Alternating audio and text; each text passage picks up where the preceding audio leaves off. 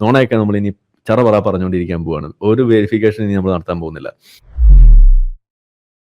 Hi, Arif Hussain debunk ചാനലിലേക്ക് സ്വാഗതം.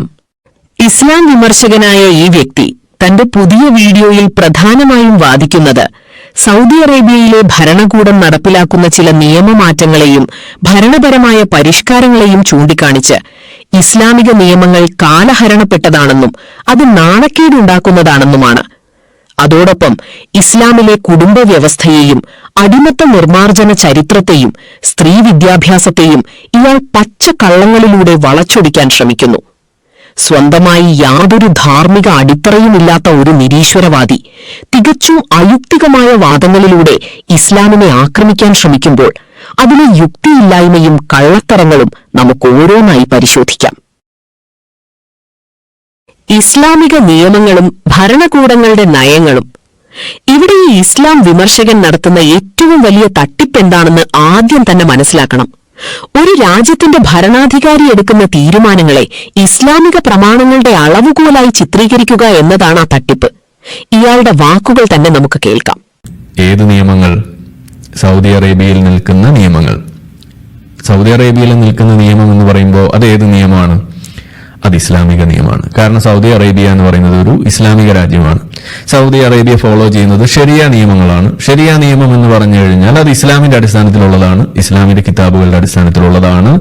ആ നിയമങ്ങൾ അത് നടപ്പിലാക്കുമ്പോൾ ഒരു രാജാവ് ഇസ്ലാമിക നിയമങ്ങൾ പാലിക്കുന്നില്ലെങ്കിൽ അതിനർത്ഥം ആ രാജാവിന് തെറ്റുപറ്റിയെന്നാണ്, അല്ലാതെ ഇസ്ലാമിക നിയമം തെറ്റാണ് എന്നല്ല. ഈ അടിസ്ഥാന യുക്തി പോലും മനസ്സിലാക്കാൻ കഴിയാത്ത ആളാണോ ഈ വിമർശകൻ? സ്വന്തം പ്രത്യയശാസ്ത്രമായ നിരീശ്വരവാദത്തിലേക്ക് ഈ ചോദ്യം തിരിച്ചു ചോദിച്ചാൽ ഇയാളുടെ വാദം എത്രത്തോളം പൊള്ളയാണെന്ന് മനസ്സിലാക്കാം. നാളെ ഏതെങ്കിലും ഒരു മതേതര ജനാധിപത്യ രാജ്യം അവരുടേതായ രാഷ്ട്രീയ കാരണങ്ങളാൽ ഒരു പ്രത്യേക നിയമം റദ്ദാക്കിയാൽ അത് ജനാധിപത്യമെന്ന ആശയത്തിന്റെ പരാജയമാണെന്ന് ഇയാൾ സമ്മതിക്കുമോ? ഇല്ല. അവിടെ ഭരണാധികാരിയെ കുറ്റപ്പെടുത്തുന്ന ഇയാൾ ഇസ്ലാമിന്റെ കാര്യത്തിൽ മാത്രം ഭരണാധികാരിയുടെ നയങ്ങളെ മതത്തിന്റെ തലയിൽ കെട്ടിവെക്കാൻ ശ്രമിക്കുന്നത് ഇയാളുടെ ഇസ്ലാം വിരോധം കൊണ്ട് മാത്രമാണ്. ഇസ്ലാമിക നിയമങ്ങൾ മാറ്റാൻ ആർക്കും അധികാരമില്ല. ലോകാവസാനം വരെയുള്ള മനുഷ്യർക്ക് സമാധാനപരമായി ജീവിക്കാനുള്ള മാർഗരേഖയാണ് ഇസ്ലാം. അതിൽ മാറ്റം വരുത്തുന്നു എന്ന് ആരെങ്കിലും അവകാശപ്പെട്ടാൽ അത് ഇസ്ലാമിന് ബാധകമല്ല. കുടുംബ വ്യവസ്ഥയും ധാർമ്മികതയും. അടുത്തതായി ഇയാൾ ഇസ്ലാമിലെ കുടുംബ വ്യവസ്ഥയെയും ഖുറാനിലെ വചനത്തെയും വളച്ചൊടിച്ച് അവതരിപ്പിക്കുന്ന ഒരു ഭാഗമുണ്ട്. അതിങ്ങനെയാണ്: തന്നെയാണ് അള്ളാഹുവും ഖുറാനിൽ എഴുതി വെച്ചിരിക്കുന്നത്. ഭാര്യയെ അനുസരണക്കേട് കാണിക്കുമെന്ന് ഭയന്നാൽ അവളെ വേണമെങ്കിൽ 2 പൂശാം എന്ന് പഠിപ്പിക്കുന്നത് prevention is better than cure എന്ന ആ ആധുനിക തത്വത്തിന്റെ ഒരു പിൻബലത്തിലാണ് മനസ്സിലാക്കൂ എന്ന് പറഞ്ഞിട്ട് വിശ്വാസികൾ ഉത്ബോധിപ്പിക്കുന്ന ഈ വചനത്തെ അതിന്റെ പൂർണ്ണമായ സാഹചര്യത്തിൽ നിന്ന് അടർത്തിയെടുത്ത് കേവലം ഭാര്യയെ തല്ലാനുള്ള നിയമം എന്ന് ചിത്രീകരിക്കുന്നത് തികഞ്ഞ വഞ്ചനയാണ്. ഒരു കുടുംബം തകർന്നു പോകാതിരിക്കാൻ, വിവാഹമോചനമെന്ന വലിയ ദുരന്തത്തിലേക്ക് എത്താതിരിക്കാൻ ഇസ്ലാം നൽകുന്ന മനഃശാസ്ത്രപരമായ പരിഹാര മാർഗങ്ങളാണിവ. ഭാര്യയുടെ ഭാഗത്തുനിന്ന് കുടുംബത്തെ തകർക്കുന്ന രൂപത്തിലുള്ള കടുത്ത അനുസരണക്കേടുണ്ടാകുമ്പോൾ ഒറ്റയടിക്ക് ബന്ധം വേർപെടുത്തുകയല്ല വേണ്ടത്. ആദ്യം സ്നേഹത്തോടെ ഉപദേശിക്കണം. അത് ഫലിക്കുന്നില്ലെങ്കിൽ കിടപ്പറയിൽ അകലം പാലിച്ചുകൊണ്ട് തന്റെ കടുത്ത അതൃപ്തി അറിയിക്കണം. എന്നിട്ടും ആ കുടുംബം തകർച്ചയുടെ വക്കിലാണെങ്കിൽ മാത്രമുള്ള അവസാനത്തെ ഒരു പ്രതീകാത്മകമായ നടപടി മാത്രമാണിത്. ആദരണീയനായ പ്രവാചകൻ മുഹമ്മദ് നബി തന്റെ ജീവിതത്തിൽ ഒരിക്കൽ പോലും ഒരു സ്ത്രീയെയോ ഒരു കുട്ടിയെയോ അടിച്ചതായി ചരിത്രത്തിലില്ല എന്ന് ആദരണീയയായ ആയിഷ വ്യക്തമാക്കുന്നുണ്ട്. ശരീരത്തിൽ പാടുണ്ടാക്കുന്ന രൂപത്തിലോ മുഖത്തോ അടിക്കാൻ പാടില്ല എന്ന് ആധികാരിക ഹദീസുകളിൽ കൃത്യമായി വിലക്കിയിട്ടുമുണ്ട്. ഒരു പല്ല് തേക്കുന്ന മരക്കൊമ്പുകൊണ്ട് അടിക്കുന്നത് പോലെയുള്ള പ്രതീകാത്മകമായ ഒരു അതൃപ്തി പ്രകടിപ്പിക്കൽ മാത്രമാണിതെന്ന് പണ്ഡിതന്മാർ വിശദീകരിച്ചിട്ടുണ്ട്. ഇനി ഈ വിമർശകന്റെ നിരീശ്വരവാദ ലോകത്തേക്ക് വരാം. എന്താണ് നിങ്ങളുടെ ലോകത്തെ കുടുംബസങ്കല്പം? അവിടെ കുടുംബത്തിന് വല്ല പവിത്രതയുമുണ്ടോ? കുടുംബം തകർന്നാൽ, ഭാര്യയും ഭർത്താവും വേർപിരിഞ്ഞാൽ നിങ്ങളുടെ പ്രത്യയശാസ്ത്രത്തിന് എന്തെങ്കിലും നഷ്ടമുണ്ടോ? ഇല്ല. അവിടെ ഭൗതികമായ സുഖങ്ങൾ മാത്രമാണ് ലക്ഷ്യം. ഇന്ന് പാശ്ചാത്യ മതേതര ലോകത്ത് ഏറ്റവും അധികം നടക്കുന്നത് ഗാർഹിക പീഡനങ്ങളും വിവാഹമോചനങ്ങളുമാണ്. സ്വന്തം ജീവിത പങ്കാളിയെ മൃഗീയമായി മർദ്ദിക്കുന്നതും കൊല്ലുന്നതുമായ വാർത്തകൾ നിത്യേന നാം കാണുന്നു. ഇതിനെ പ്രതിരോധിക്കാൻ നിരീശ്വരവാദത്തിന് എന്ത് ധാർമ്മിക അടിത്തറയാണുള്ളത്? ഒരു സ്രഷ്ടാവില്ലെങ്കിൽ, മനുഷ്യൻ വെറും മൃഗങ്ങളെപ്പോലെ പരിണമിച്ചുണ്ടായതാണെങ്കിൽ, ബലവാനായവൻ ദുർബലനെ ആക്രമിക്കുന്നതിൽ എന്ത് ധാർമ്മിക തെറ്റാണുള്ളത്? സ്വന്തം ലോകത്ത് ഗാർഹിക പീഡനങ്ങൾക്ക് യാതൊരു തടയിടാനും കഴിയാത്തവരാണ് ഒരു കുടുംബത്തെ എങ്ങനെയെങ്കിലും സംരക്ഷിച്ച് നിലനിർത്താൻ ഇസ്ലാം നൽകുന്ന സൂക്ഷ്മമായ മനഃശാസ്ത്രപരമായ ഘട്ടങ്ങളെ പരിഹസിക്കാൻ വരുന്നത്. അടിമത്ത നിർമ്മാർജ്ജനവും ഇസ്ലാമും.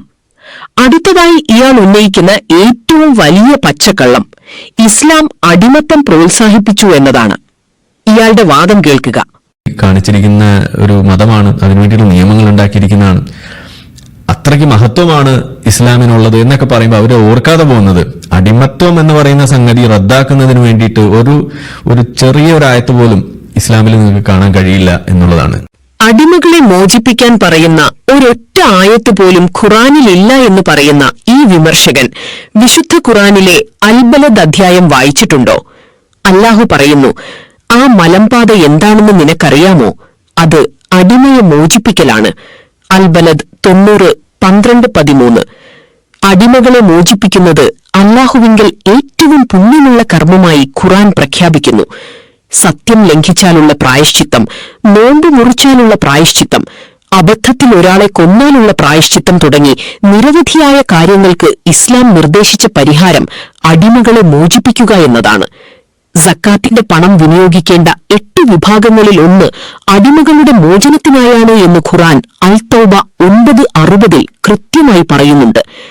അടിമകളോട് എങ്ങനെയാണ് പെരുമാറേണ്ടത് എന്ന് ആദരണീയനായ പ്രവാചകൻ മുഹമ്മദ് നബി പഠിപ്പിച്ചത് ലോകചരിത്രത്തിൽ മറ്റെവിടെയെങ്കിലും കാണാൻ കഴിയുമോ?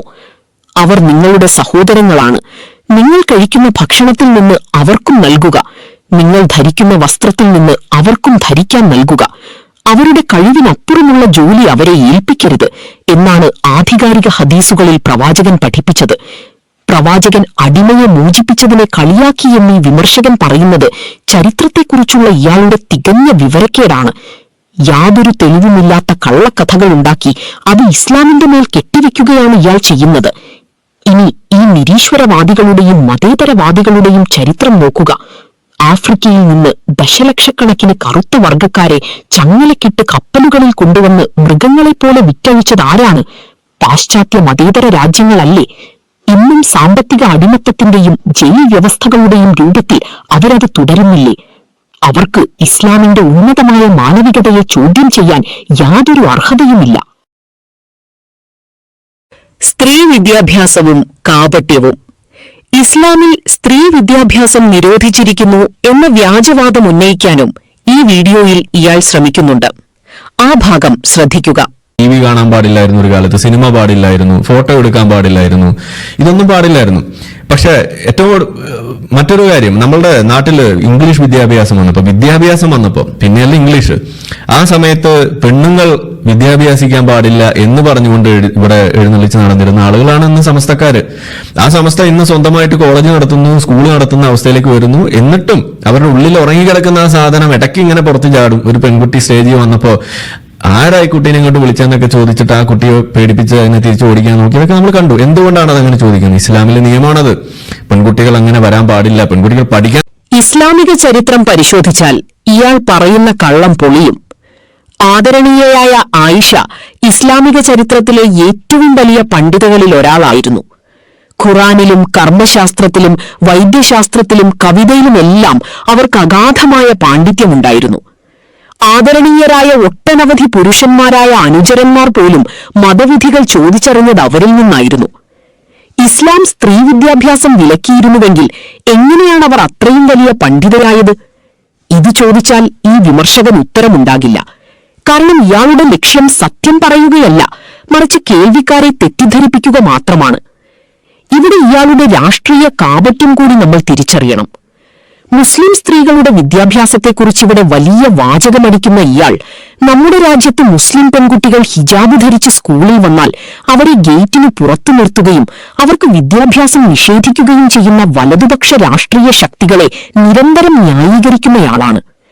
തങ്ങളുടെ മതമനുശാസിക്കുന്ന മാന്യമായ വസ്ത്രം ധരിച്ച് പഠിക്കാൻ വരുന്ന പെൺകുട്ടികളെ വിദ്യാഭ്യാസം ചെയ്യുന്നതിൽ നിന്ന് തടയുന്ന ഫാസിസ്റ്റ് ശക്തികളെ വെള്ളപൂശുന്ന ഇയാൾക്ക് ഇസ്ലാമിലെ സ്ത്രീ വിദ്യാഭ്യാസത്തെക്കുറിച്ച് സംസാരിക്കാൻ എന്ത് യോഗ്യതയാണുള്ളത്?